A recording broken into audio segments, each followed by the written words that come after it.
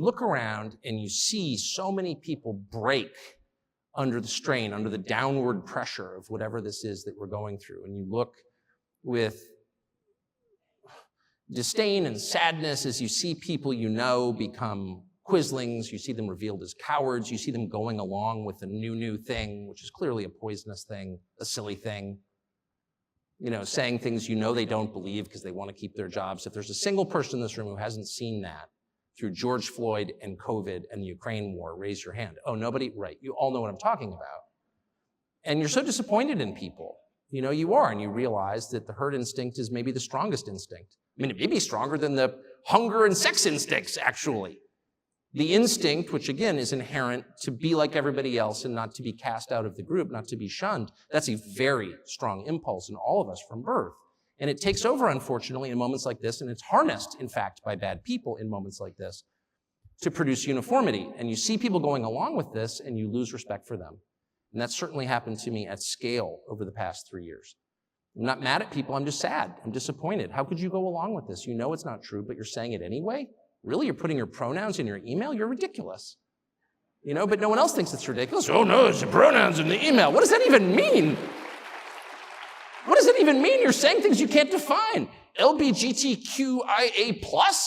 Who's the plus? The plus is invited to my show anytime. Find a plus and I'll interview him. What's it like to be a plus? Am I a plus? I'm serious. I feel like I'm an addition. Does that make me a plus? No one even knows what it is. And the whole society, LGBTQIA+. All right, what's the plus? Oh, shut up, racist. Okay.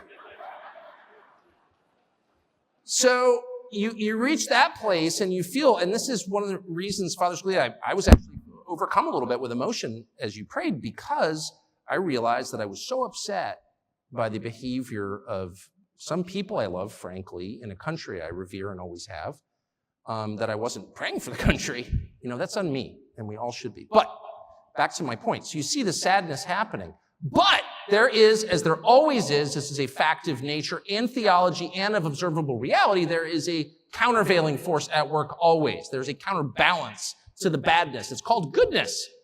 And you see it in people.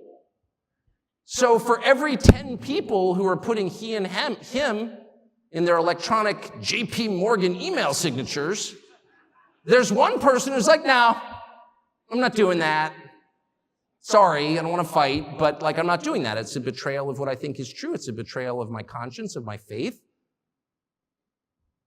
of my sense of myself, of my dignity as a human being, of my autonomy. I am not a slave. I am a free citizen, and I'm not doing that.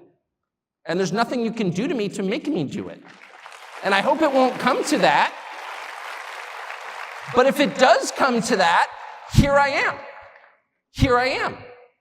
It's Paul on trial. Here I am. And you see that in people, and it's a completely unexpected assortment of people. I'm really interested in cause and effect, and as I noted at the outset of my remarks and my ability to predict the future, working on that.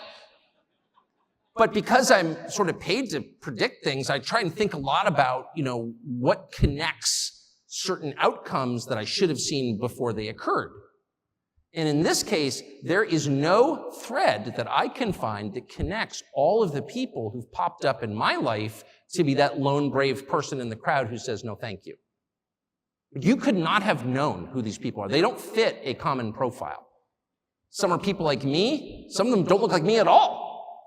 Some of them are people I despised on political grounds just a few years ago. I could name their names, but you may not even know about their transformations, and I don't want to wreck your dinner by telling you who they are.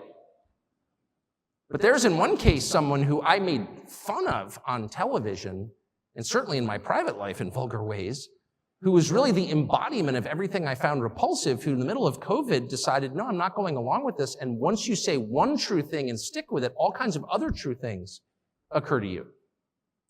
The truth is contagious. Lying is, but the truth is as well. And the second you decide to tell the truth about something, you are filled with this, I don't want to get supernatural on you, but you are filled with this power from somewhere else. Try it. Tell the truth about something. You feel it every day. The more you tell the truth, the stronger you become.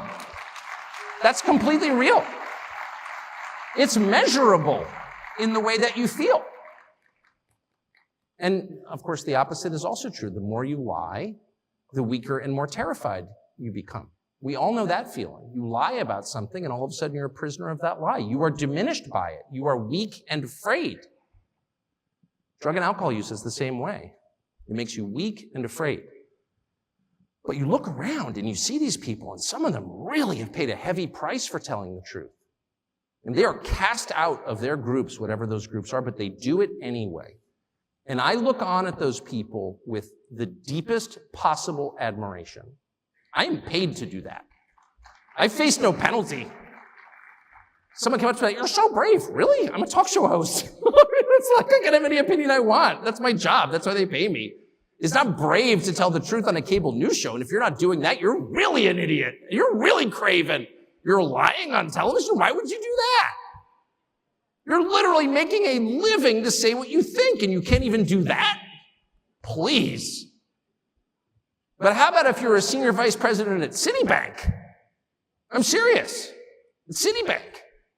And you're making, $4 million a year. And you've got 3 kids in Bedford and 2 are in boarding school and 1 starting at Wesleyan next year.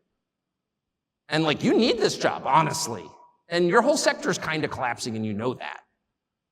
There is no incentive whatsoever for you to tell the truth about anything.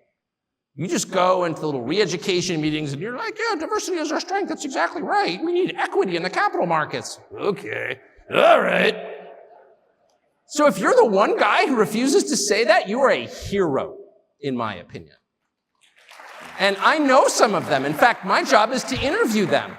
And I sit back and I look at these people and I give them more credit than I do people who display physical courage, which is often impulsive, by the way.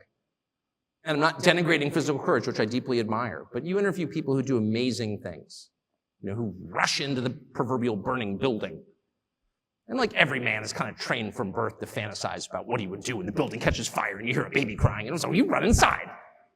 No one is trained to stand up in the middle of a DEI meeting at Citibank and say, this is nonsense. And the people who do that, they have my deepest admiration. And so their example really gives me hope. It thrills me. I talk to them all day long, people like that. That's the first thing. We should, in this sad moment of profound and widespread destruction of the institutions that people who share our views built, by the way, earlier generations that would agree substantially with every person in this room, they built those and now they're being destroyed. And that's so depressing. But we can also see rising in the distance new things, new institutions led by new people who are every bit as brave as the people who came before us. Amen.